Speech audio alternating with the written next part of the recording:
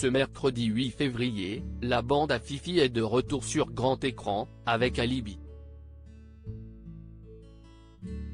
Comme 2, le nouveau film de Philippe Lachaud. À l'occasion de la sortie de sa nouvelle comédie Potache, le réalisateur et acteur s'est confié au Journal du Dimanche, et a révélé qu'on lui avait proposé un rôle pour le moins surprenant. On ne compte plus les longs métrages à succès de Philippe Lachaud, accompagné de ses fidèles acolytes Tarek Boudali et Julien Arrouti. À leur côté également, Élodie Fontan, avec laquelle Philippe Lachaud file le parfait amour depuis quelques années, et avec qui il a accueilli un petit Raphaël, en 2015. Or, les deux comédiens aiment se mettre en scène dans des situations qui font référence à leur vie de couple. Son nouveau film, Alibi.com 2, qui sort ce mercredi 8 février, est la suite du premier volet qui a fait exploser le box-office dans les salles obscures. Et dans le film, le réalisateur et sa compagne se donnent la réplique en tant que couple qui s'apprête à se marier. Le héros, Greg, décide alors de rouvrir son agence d'alibi pour se trouver des parents plus présentables que les siens. À l'occasion de cette sortie, le Journal du Dimanche s'est entretenu avec le réalisateur et acteur principal, Philippe Lachaud, pour le questionner notamment sur son rapport à la comédie.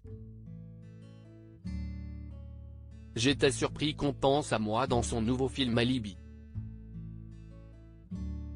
Comme 2, pas le temps de respirer, au moins un gag à la minute, et le cinéaste ne compte pas scène privée. Potache, efficace, Philippe Lachaud excelle dans son domaine, la comédie. »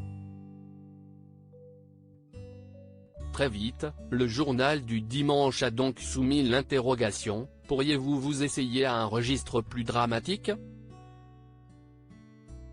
Un domaine totalement différent qui ne l'intéresse pas pour le moment, même si les propositions ne manquent pas.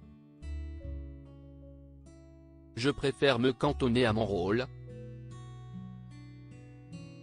On m'a bien proposé de jouer des rôles dramatiques, comme celui de Jean-Luc Delarue, pour un biopic en préparation. J'étais surpris qu'on pense à moi.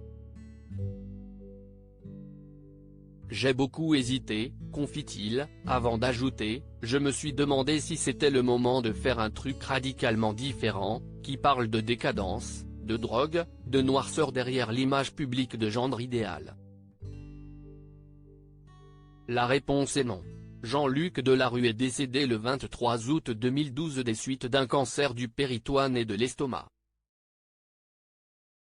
À l'occasion des 10 ans de sa disparition, un documentaire poignant sur sa descente aux enfers avait été diffusé sur TF1 en août 2022.